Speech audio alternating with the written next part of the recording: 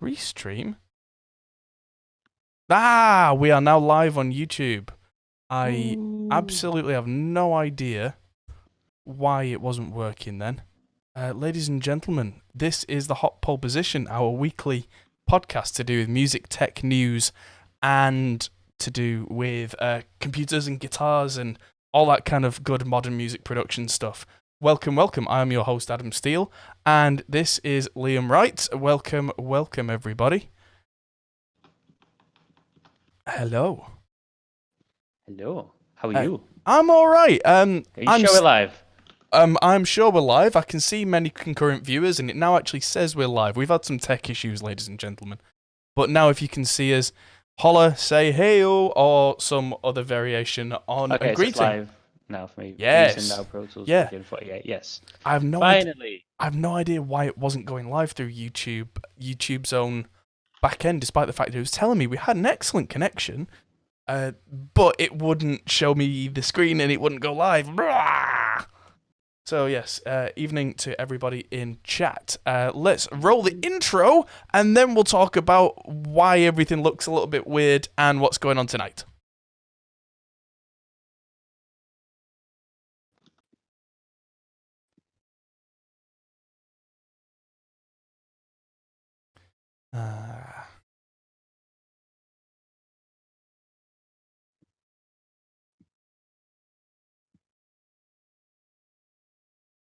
And so, yes, the reason that I am side onto the camera today, and this is quite an odd setup for me, is because I'm in a tiny recording room, and after this stream, I'm going to be grabbing this lovely bass.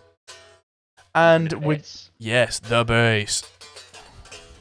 And we're going to be playing, well, I'm going to be playing the entire Rage Against the Machine first album on bass, because it's something I've been saying I should do for years. And I just really, really like that album, and it's something that I can do while we are locked down, that I can do. It's kind of cool. And I've got a multi-camera thing going on, so I'm going to have one close-up on the fretboard, this one on the side that's kind of a wide angle, a third camera that's on the 2 notes La bass pedal that is down near my feet. No sound on the intro. That's weird, but there's always something. It's meant to be like that. We're going for a avant-garde approach this week. Yeah, the mime intro. Yeah, bizarre. Mm-hmm. You were meant to be singing along. Were you not singing along? That's particularly strange, because I could see the meters going for the audio that's being sent out to you. Yeah, so that's absolutely bizarre. One is going bananas now that we're actually going live. How are you? Me? Yeah, you. I'm all right. Co-host. I'm all right. How are you? Good. Starting to climb the walls a little bit. I've had 2 cups of coffee today, and I feel like I could climb Mount Everest, except that I know that 3 steps up I'd be out of breath, because I'm now chronically unfit. I've kind of developed the gut again after having got in shape over the last year. The fact that the last 2 months or so I've been kind of sat eating lots of stuff means that I round is a shape. Yep, know that. Yeah, I've spent so many noodles. I spent a lot of this week messing around with my Raspberry Pi and looking into doing web hosting off a Raspberry Pi, and it's actually quite doable. Okay. Yeah, so it's all good fun. I've mostly been toying around with it. I was thinking about maybe hosting the podcast on it, but maybe not. I mean, we've got a system that works. Mm-hmm. But it was just something to occupy my mind, and it turns out that Raspberry Pi 3 is actually really quite fast at hosting a single WordPress site. I mean, if you tried to have more than one on it, it would probably just cry. Also depends on the amount of traffic and stuff like that. Yeah, of course, absolutely. But you mean if one person on a LAN connection uses it, it's fine? Yeah, kind of. Yeah. But yeah, what I was thinking specifically with the podcast is not to really have a website for it, but more like a repository to store the files, because the files are quite big. And iTunes and Spotify and such, when you update your podcast, it just kind of tells them through an RSS feed that the file is there, and no one ever really looks at the post. Mm-hmm. So I was thinking of maybe do that, because I've got 20 megabit upload here, and that's fast enough for most people to download a podcast, which they store locally. But like I say, we've got a solution that works. I was just kind of messing around, but it was just really interesting that I could get a very recent version of Raspbian and PHP 7.3 and nice up to date stuff, and it's all really, really fast. Cool. Yeah. Geeky fun. Yeah, and just something for me to toy around with that was potentially productive rather than just farting about. Yes. Seems legit. Productive procrastination. Yeah. So yeah, aside from that, I sat down last night and played the entire Rage Against the Machine album for the first time in years. It's one of those albums that I learned to play by playing it, if you know what I mean. That kind of it was an album that I had on loop on cassette tape back in about '98, just over and over and over and over. And I just thought it would be really cool to actually play it. But then I played it all last night, and last year I was doing 2 or 3 shows a week, 3-hour-long shows, and I had quite tough calluses on my hands. Now my hands are like baby hands. And so I played for 1 hour last night, and I've now got a blister on my middle finger on my base finger hand, which means I know. And it'd just be like, oh, but now I've committed to actually playing the whole album tonight, which I'm very much excited for. It does mean that that's going to kind of rip and bleed everywhere and be real metal with just kind of blood pouring out my hands. So I am drinking a Budweiser in anticipation. Last one in the house. Talk about crawling the walls. Oh dear. I don't. Well, there's a load of old alcohol downstairs that a friend gave me because he doesn't drink. But it's literally like 10 to 20 years old, which is fine. Oh. It's just, probably won't have any alcohol left in it. 10 to 20-year-old wine or no, whiskey or spirits? Yeah, whiskey. Oh, right. Well, you might be all right then. It's pretty much all opened, I think. And I looked it up. It basically means the alcohol content will just have lessened, but please still get you pissed, and also may taste a bit shit. But it won't kill you. So just mix it with. I've got nothing to mix it with. That's the other thing. Like we had some Vimto, but my Vimto is now this week. Uh-oh. So that you can get any Vimto in it. Is that your 2012 Le Mans Cup? No, it is the 2012 Le Mans Cup. Yes. That's a nerd question because I have the same one. Because that's the year that we went together. Oh wait, that was the year. It was. Yeah. I drink out of Le Mans Cups pretty much every day because I've got like one from every year. So yeah, you've got like 10, 15 of them. This will be the first year in 10.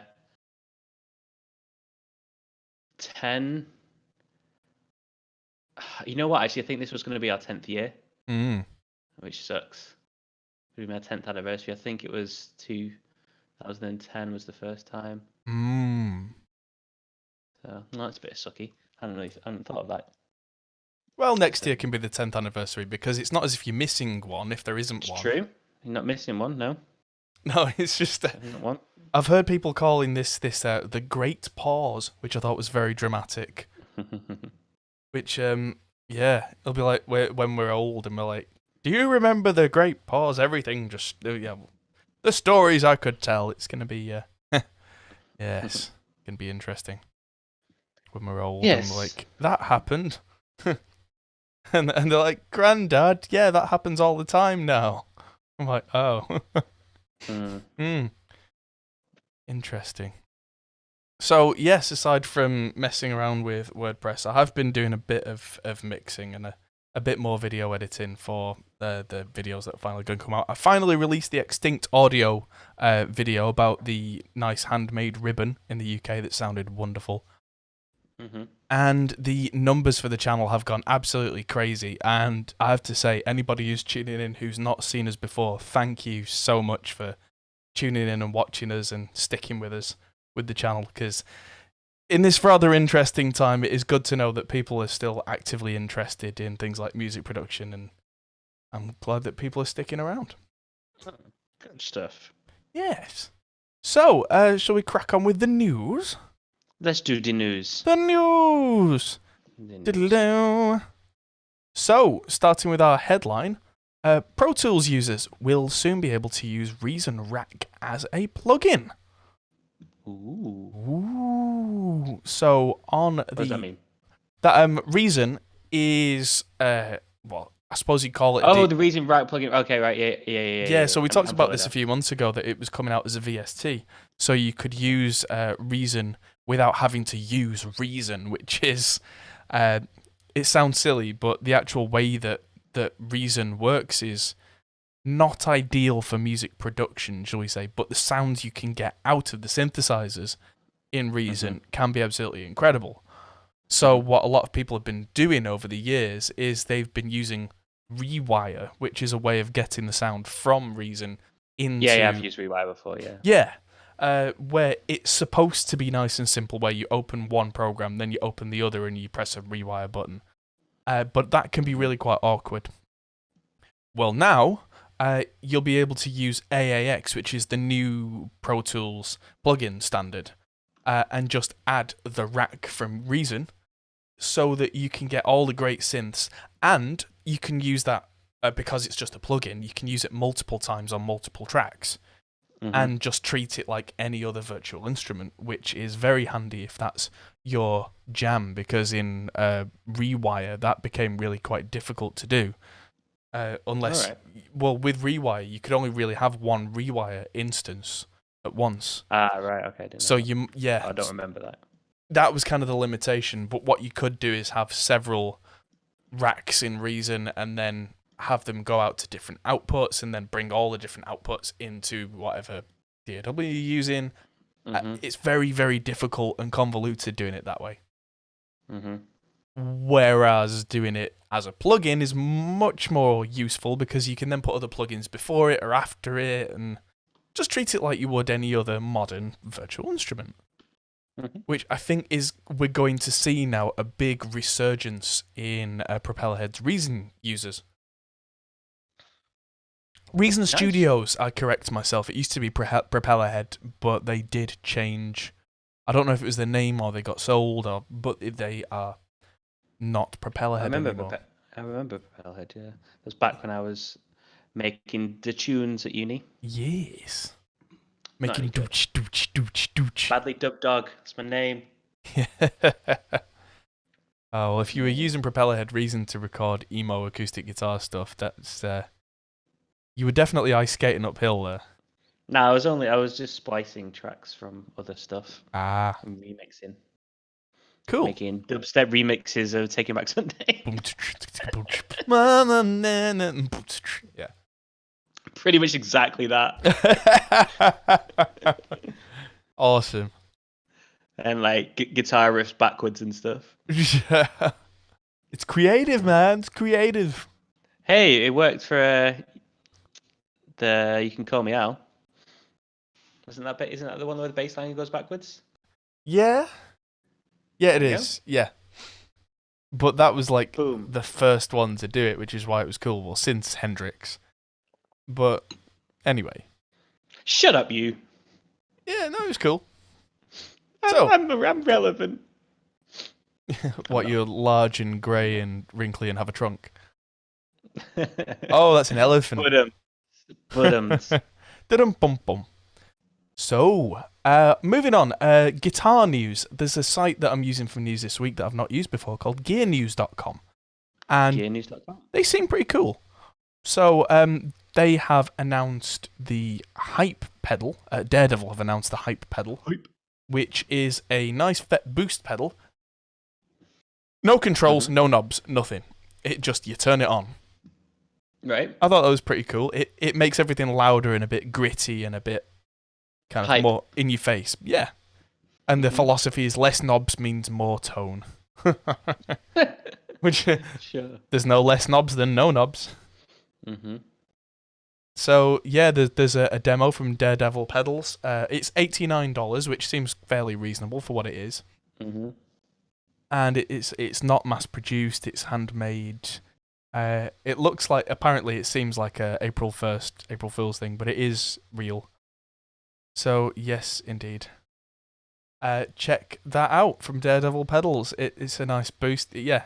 There is a small trim pot apparently inside if it's not boosting enough for you or if it's boosting too much for what you needed it for. But I know. But it does seem quite useful on stage. They lied. They hid so in reality, there is a knob, but rather than being easily accessible in the front, you've got to open the fucking thing up. Yeah, which makes it edgy, man. Yeah. Well, yes, my thoughts exactly. Mm. So, moving on. Harley Benton, who don't make motorcycles, they are the guitar arm of Thomann in Germany, are launching a new set of guitars which are multi-scale fanned fret, which is your proper bow, bow, bow, bow, bow, bow, bow, genty stuff. And Harley Benton are known for making stuff that is very inexpensive indeed. And I kind of like the whole idea of the fanned fret thing, because it means that the bass strings are longer. And longer strings means that you don't get that bow, bow thing, you get a nice solid note. I just thought it was kind of cool that they're doing this. Fanned fret is very clever because it's kind of calculated so that the top strings, where you do any kind of solo stuff, still feel nice and don't feel overly tight, but then the ones that you really need the chug from, it progressively gets more tight, like a tiger. Tight. Yes. Tighten ups. Yes. The prices are what really interest me. The 7-string multi-scale is £261. That's cheap. And That is really cheap. And the 8-string is £349. And they're quite pretty as well. It's obviously a laminate top. They're good. Yeah, they're fairly decent. I mean, you might want to get one and let it sit for a while in your home and then set it up properly yourself. But they're not nearly as bad as you used to get as cheap Chinese stuff. And I believe they all come into the Thomann store and get a quick once-over check from the staff there, so you're unlikely to get a dud. Because they get them in and they look at them and make sure they're okay before they send them to you. I wouldn't say that they get some master luthier to spend an hour with it, but they definitely... I've seen videos of behind the scenes at Thomann, and they do get every guitar and just check them and set them up right. So, I mean, they get made and mass-produced. I think these are made in China. And, you know, they're made with relatively inexpensive woods like basswood, and it's made with, apparently, Jatoba fretboard. I don't know what wood that is, but that sounds cool. And it's made with their own pickups and all that kind of stuff. I've seen quite a few people get some reasonable results out of Harley Benton stuff. I had one band came in with a Harley Benton guitar cabinet that had real vintage 30s, and I think the whole thing cost less than £200. And that sounded really decent. Then I went and bought Zilla stuff, and I'm not going back. But the cheapest Zilla cab I have cost more than twice as much. So, yeah, you know, it's all about what is value for you. If you're a 6-string player and you're looking at, you know, getting yourself a spare heavy tuning guitar to really go bow, bow, bow, bow, bow with, I think you could do worse than this. And I mean, for that kind of price... It's great value. Yeah. And they're really quite pretty for that kind of money as well. So, yeah, if you want a metal machine and They you're not... I'm a little bit behind, but... oh no, on Discord when I'm online. Yeah. Like the small versions, obviously, you can see they look great for the price. Yeah. Like, yeah, really good. So yeah, check those out.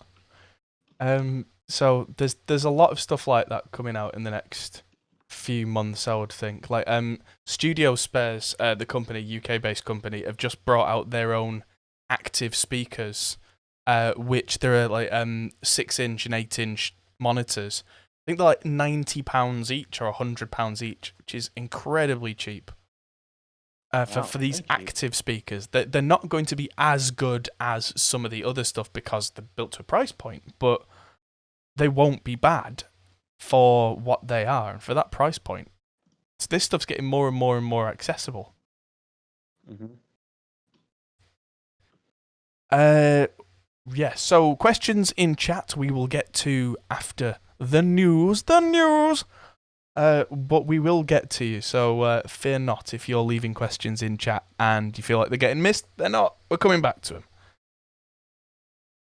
MarTV says these are the new revised models.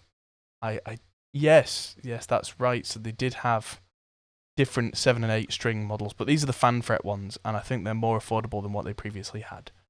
So, moving on. IK Multimedia, who make things like Amplitube, which I'm going to be using tonight on the stream to be my Ampeg SVT behind my 2 Notes Le Bass. They are a pretty cool company. They're now owned by Fender, I believe. But anyway, they make a system called the ARC system, which is acoustic room correction, I think.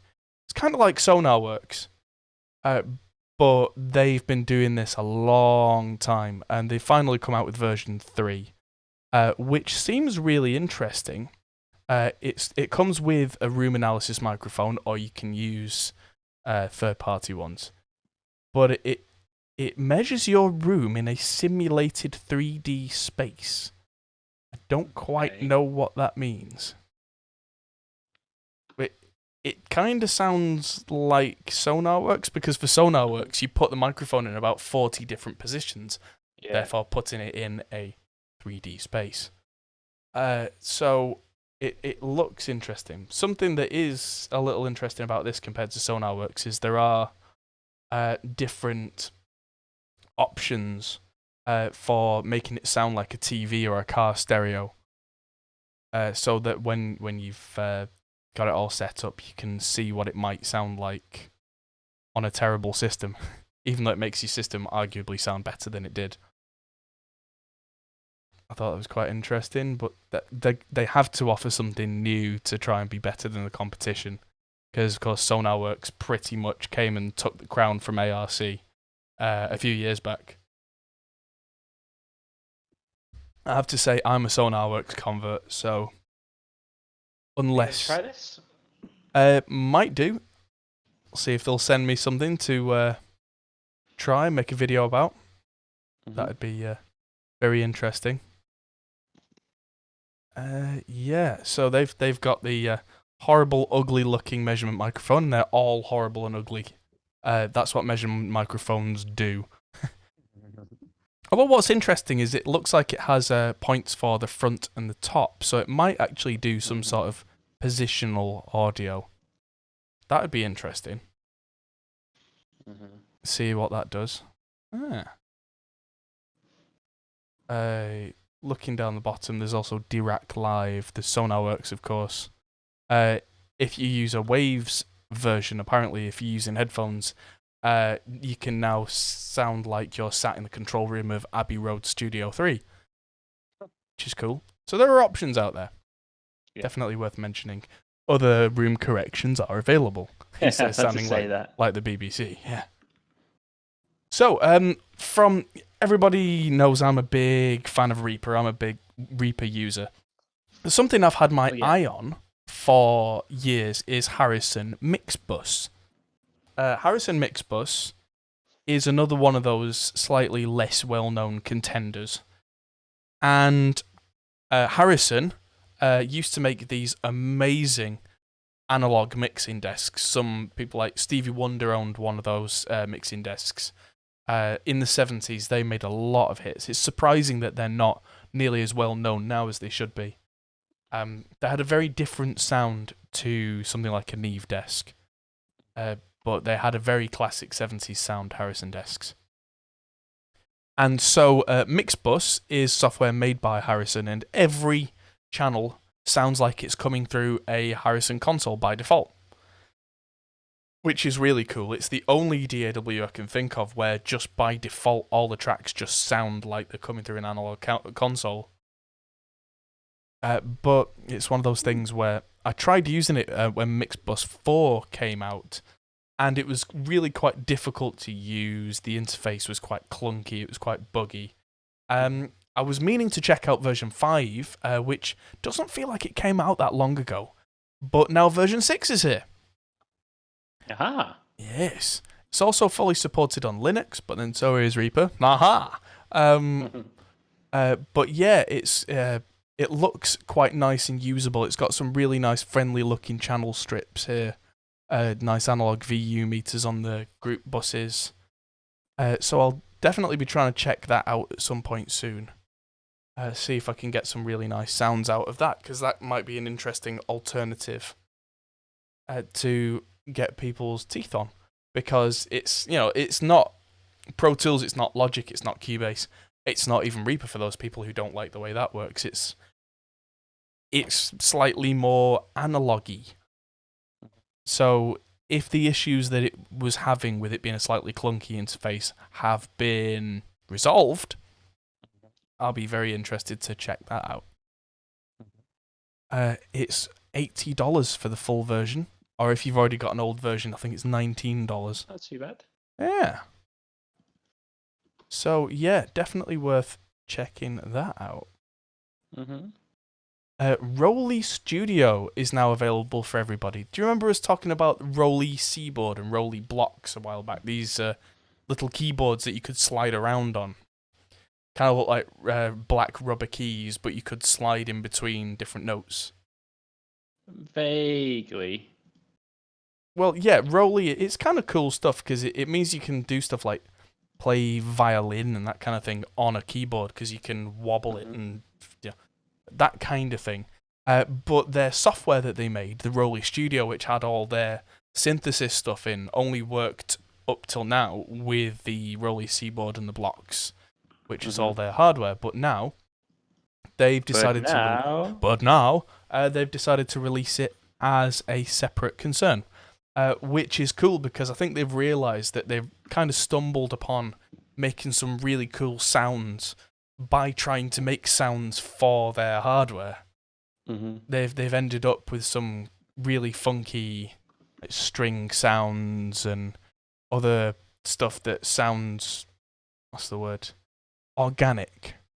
I think if you can use a pitch bend and a modulation wheel, you can still get some nice stuff out of a regular keyboard, regular MIDI keyboard. So those sounds become very useful to a lot of people.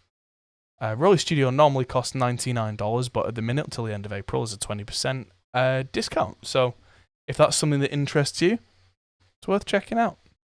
Yeah. Yes. Why not? Why not? So the Arturia AudioFuse Studio, which just came out, and the 8 Pre, which I have right in front of me under this desk here, are now available. I always thought the 8 Pre was available. For free. That would be wonderful. But yes, the 8 Pre I know has been out for a few months. But the AudioFuse Studio was one that I saw mentioned, but there was no sign of until now in the flesh. And apparently now it's available. And it's a very funky little box. It's got 4 of their nice preamps in on the Studio. That's the 8 Pre. That's what I have in front of me right now, and it is amazing.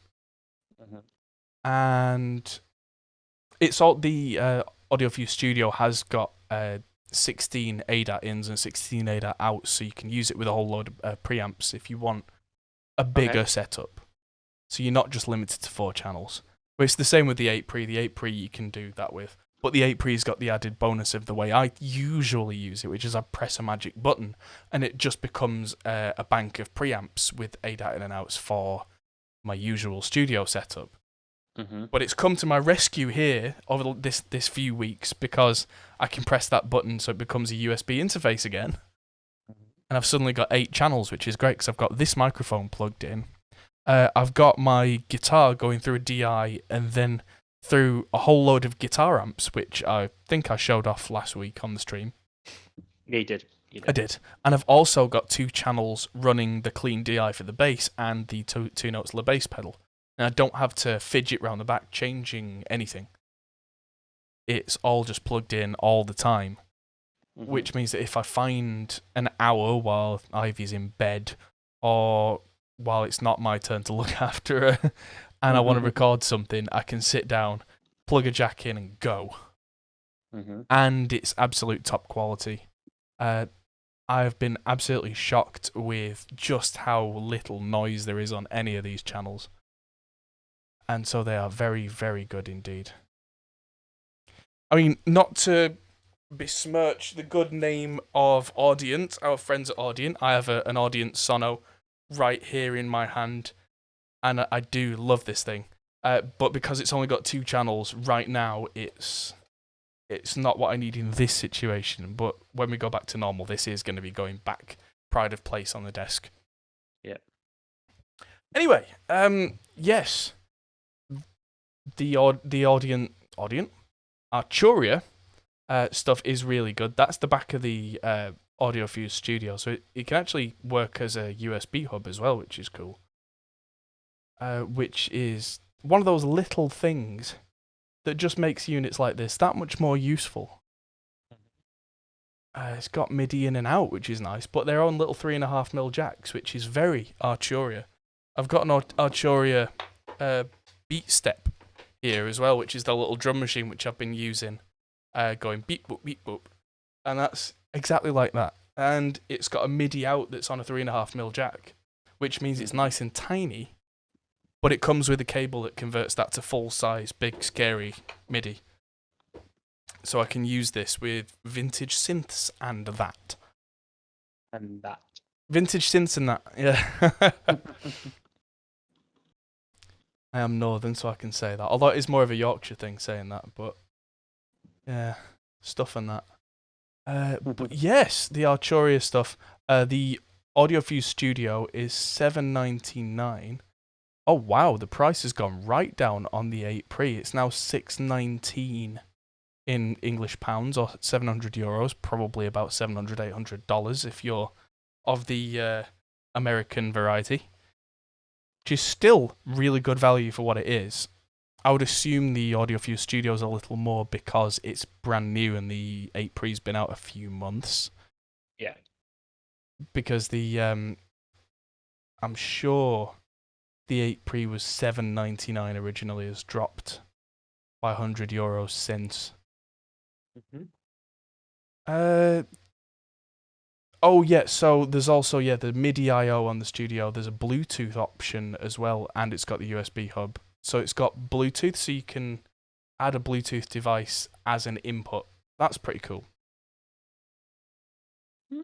So yeah, I don't know if that's useful for something like doing a podcast and having someone call in on a phone. You could send the Bluetooth out to the AudioFuse. That could work. Yeah. Yeah. Work. Could work. Could work. Yes. So there's always something.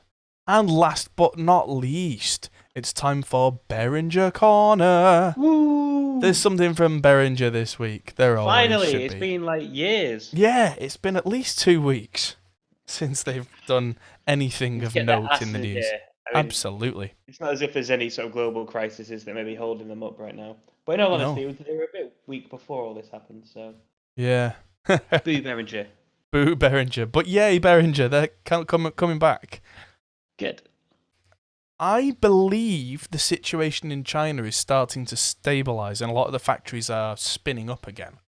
Mm-hmm. So this does make sense in terms of timing, even though it's going to take quite a while for anything to make its way from component to finished product to arriving on our shores.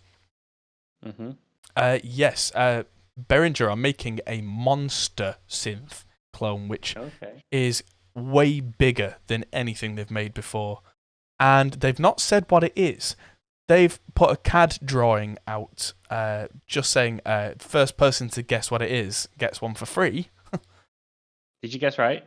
I honestly can't read CAD drawings. I can try, but useless, Adam. Useless. You know nothing. Jon Snow. I was going to say I'm not Jon Snow. From this, and that it's got space for lots of chips up there, which negates a lot of the analog stuff. I am going to guess it's going to be something that's kind of mid-80s. Now, it could be a DX7, but I don't think it's going to be a DX7 because Yamaha would sue them into oblivion. Because Yamaha are big and have that kind of money.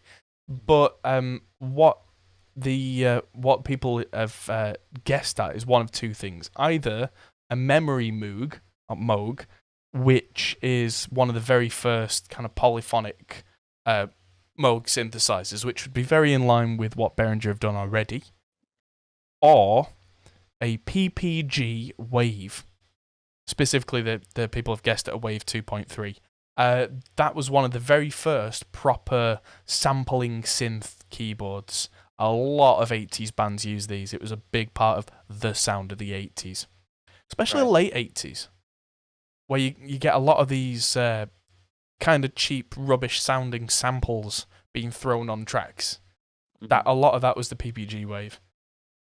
Because the mid 80s, if anyone was using samples, it was probably a Fairlight, and Fairlights could cost you anywhere from 50 to 70 grand. So not many people had them. Like Peter Gabriel had one because he had lots and lots of money. I think Stevie Wonder had one, but not very many people had Fairlights. And then stuff like the PPG Wave came out, which is 8-voice polyphonic wavetable synthesizer with a sequencer, which is very cool. Wavetable editing, 12-bit sampling, 12-bit, ladies and gentlemen. We are spoiled with our 24-bit lushness. 12-bit sample and multi-timbral. So, there was some massive sounds came out of the PPG Waves. I've got an old VHS of Rush playing live in '88, and Geddy Lee's got a PPG Wave on stage with him there. And it just sounds like the 80s. There's no other way to describe it. It just goes... The CAD looks like the upper one. Oh, these are the same keyboard. That's the front and that's the back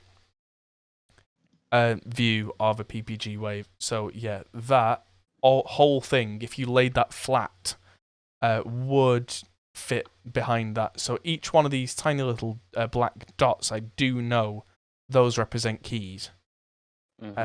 And I mean, it's not the most detailed CAD drawing, but that's the power supply, I think. I can see lots of nice big caps. And then, that's the control surface. So we don't actually see half of the chipboard because it's underneath the control surface. But there's about 17 output jacks on it. And the PPG Wave has about 17 output jacks on it. So, Plus, PPG, I'm pretty sure, don't exist anymore, or are owned by a company who don't have the clout to bring up a lawsuit like Yamaha would. Yeah. Plus, someone in chat just said there's no way Moog would let that happen if it was a Moog. But that makes no sense because Behringer have a mini Moog and a polyphonic mini Moog already on sale, and nobody's doing anything about it. They do. Yes. So, yes. Major Prometheus in chat says at the end of the 80s he had a DX7, which I have, a Juno, which I would really like, an RX5 and a QX5, which are, if I remember rightly, the MIDI sequencers, and a Porter Studio. Oh, I had a Tascam Porter Studio when I was first learning the cassette-based recorder. Yeah. Oh, it sucked. Put 3 or 4 tracks down and play it back, and it sounded like I was trying to play in a snowstorm. Oh, or a Matrix 12. Matrix 12? They're only making Matrix 4. Hey. Hey. They're making the Matrix 4 right now, aren't they? Well, they were. Well, yeah. Oh, yeah. It's entirely possible if principal photography has been done that they're just sat in their editing box right now. That'd be ace. Yeah. Yeah, I also wonder, I just thought this now, I wonder how many films are going to get finished off in post rather than shooting the rest of the scenes. Because I bet there's got to be some films where it will just be cheaper now to do it in the edit. You know, the amount of stuff where they can just put people's faces on. Yeah. And they cut with Kevin Spacey out of that film, and Heath Ledger died, and they put his face on another actor. Like, yeah. In terms of social distancing, you could always just like a green screen and a studio and like a minimal crew, and get any old actor to just walk the parts and then just put the face on afterwards. I bet some films will end up doing something similar to that. Vince McMahon's going to get one wrestler to do everything and then just change everybody in post. He's fired most of them. I saw that. Yeah. Which is Yeah. really interesting considering he's also just been made an advisor to the president for sports. Oh, so's Dana White. Yeah. Yeah, there was like a group. Let's not get into consortium. politics. Yeah, let's not get into politics. Yeah, I didn't want to get political with that. I just thought it was funny. I know, but I really, really, really won't be able to not. So Right, okay. let's not. Fair enough. I've been following wrestling a bit recently, just for the fun of it. Yeah? Just a bit. I've not actually been watching it. I've been watching podcasts about it, which is actually a much more gentle way to consume wrestling, because then at least you get the perspective of somebody who's like, aware of what's going on and not just. Have you watched Wrestling with My Family or whatever it was called? The story of Paige. Oh no, I haven't. Really worth watching. It's really, really good. It's not really, really good. It's entertaining. Is probably the correct way to put it. I've heard good things about it, and I know The Rock's got a cameo. Yeah, well, it's his film. Is it? Oh yeah, because was he the exec? Yeah, he backed it all, because he saw what Paige had, he was instrumental in bringing it to the WWE.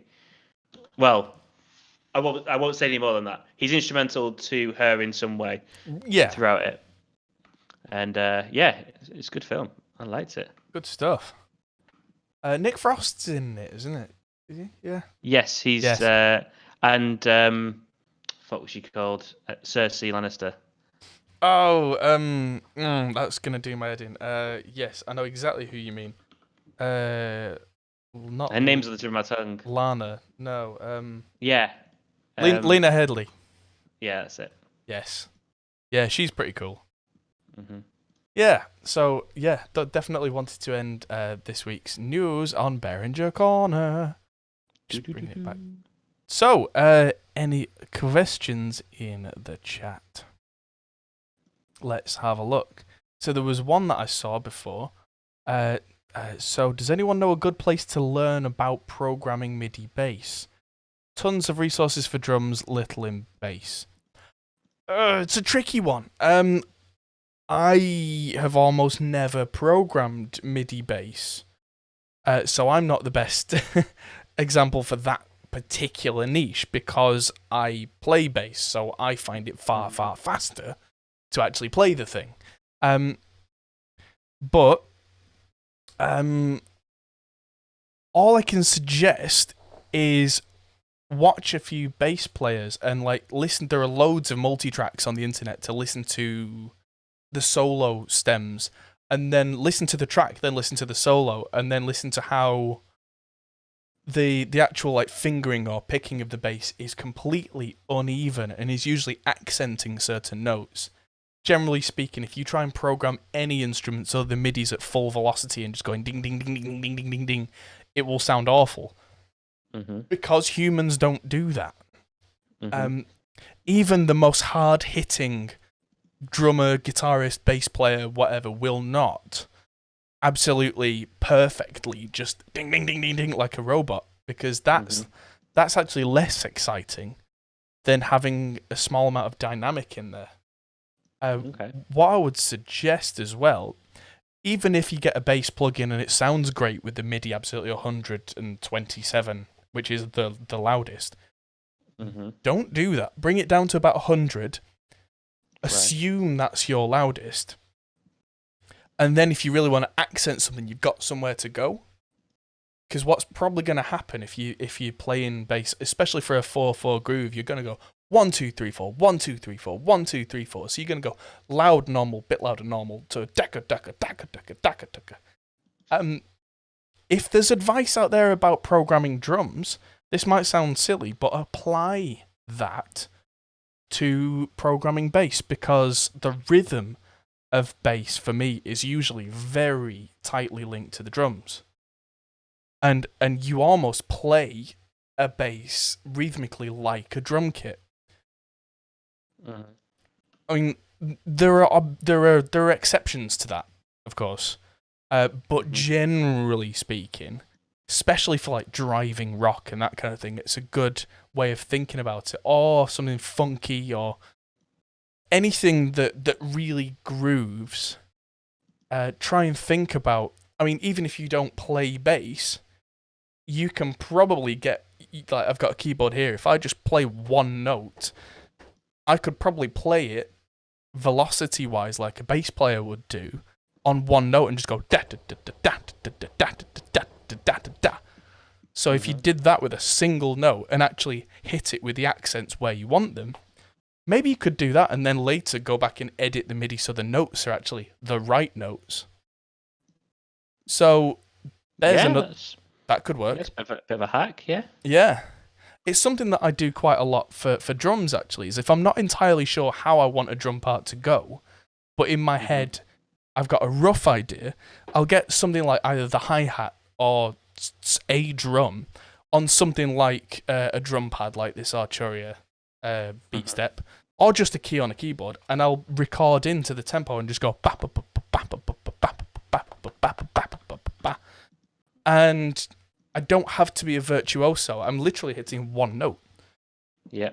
But then, once that's done, I can then copy and paste from that and then move this one down to the kick, this one down to the snare, duplicate this one so it's kick and hi-hat, whatever, and do it with a mouse. And I've still got that human velocity thing going on. So yeah, there are ways of doing it. That seems legit. Yeah. So seems legit. Did I find a solution to David Imrie's computer trouble? So one of our patrons and regulars in the Council of David, David Imrie, was having some issues earlier, which I was talking to him through Patreon, and he has a rather nice computer that has Thunderbolt interface. It's a UAD Thunderbolt interface. And was having issues with it kind of doing pops and clicks with about 2 or 3 tracks going on, which is definitely not right. And we've not got to the bottom of it yet. I think he's in the middle of life stuff. I don't know, walking the dog or whatever, I don't know. And what I've suggested to him is to use a program called Latency Mon, short for Latency Monitor. And what that can do is if you run that while you're running your DAW of choice, it can either tell you, your computer is suitable for this, or it can tell you you have a problem, and this driver or this program is the problem. And then from there, that gives you a big clue. So if you've got, if it's your graphics driver that's the problem, then is your graphics card the problem, or are the drivers out of date, or something. Or if it's a storage driver, that's something that I had a problem with earlier this year, actually. That my studio computer, which is an absolute monster, and the RME RAID app that I use, which is an absolute monster, I was having this dropout glitchy problem. And it turned out the offending driver was the storage driver. And so I did a bit of investigation. It turned out that the old DVD drives that I had in there, the old DVD writers, were causing some kind of issue. So I just unplugged them, and everything was perfect. And so from there, I spent 12 quid or whatever it was on an external DVD writer that I just plug in via USB when I need it, and then just unplug it again the rest of the time. And that solved all my problems and I now get ridiculous latency on a bazillion tracks. So it was the old DVD drive. So you can say like, oh, your CPU's not fast enough, you don't have enough RAM, all the usual suspects that people who don't know will throw at you. But if you run Latency Mon, it can tell you specifically what the problem is. And then you can track it down from there. Yes. That's a pretty cool tool. Absolutely. So, yes. Any more questions to go in chat before I have to disappear? Because after this stream, I'm going to be going offline, changing the entire camera setup, making sure Reaper's ready. I've got 3 cameras going. So I've got the close-up cam for the pedal, which is down there, which is actually an old iPhone. The close-up cam for me is going to be my new iPhone, which is going on the desk here. And I've got this webcam over there as well. And you'll also be able to see a bit of Reaper and the chat. And it's really quite incredible what you can do with a live stream these days without needing dedicated video mixing equipment if you're nerdy enough and prepared to wade through the nerdery. Which, guess what, ladies and gentlemen? I am. Nerdery beats everything. So, yeah, that's going to be an interesting evening, and I'm going to have very sore hands by the end of that, I'm sure. But yeah, well, I look forward to hearing the bass absolutely. while I carry on doing this PowerPoint presentation. Oh, joy. Yes, everybody should definitely tune in at 9:30. It's going to be on every platform. Because if you don't tune in, the copyright gods may well strike me down and kill me. Which means that the video may or may not be available after tonight. I'm hoping it is, and it just gives one of those things where they get the money for it, because that would be amazing. But this is just something I've been wanting to do for a long time, so this is just me having a bit of fun and rocking out for a change in my little box of rock in my 1 meter cubed of absolute tone. So, yeah, I might even do an Audio Slave stream at some point, because I've got 2 basses behind me, and one of the basses, this black beast, is a 4-string, but it's actually strung like a 5-string, so it goes all the way down to a real low B, which is how Tim from Audio Slave did most of their first album. So it's proper bass, and that's why I did that, because I like Audio Slave. They're cool. I don't know why the bass is rattling, but yeah, I'll be using my number 1 bass for for all of tonight's album, and that's going to be fun. This is my number 1. For anyone who's not seen my custom jazz bass, it started life as a Squier, but it's got all new tuners, including this lever, which tunes it from E standard to drop D in one easy lever thing. So especially for this album I'm going to be doing, there's a lot of that changing tunings, and I'm not going to be in between songs going I can just literally go, right, this song's in drop D, click 1 2 3 4, bow bow bow.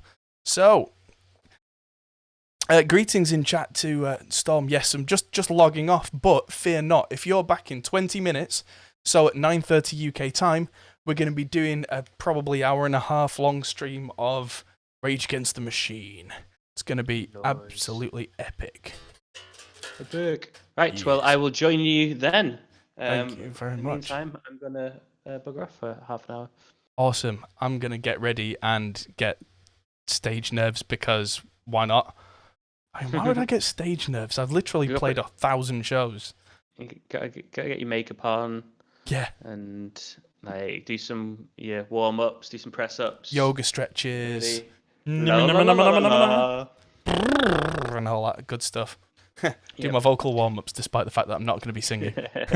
Exactly. Hope that my blister doesn't go halfway through a stream. That's going to hurt, because that's going to happen. But yes. Thank you, everybody, for watching. It's been an absolute blast, as always.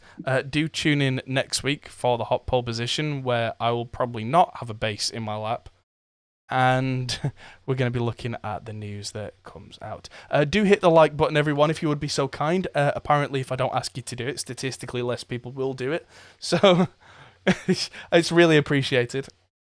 And does help us to grow the channel and get more people tuned in for a bigger conversation, which is always great. So thank you, everybody, and I will see you in about 20 minutes, and I'll see everybody else in the next video. Goodbye. Goodbye. Adios.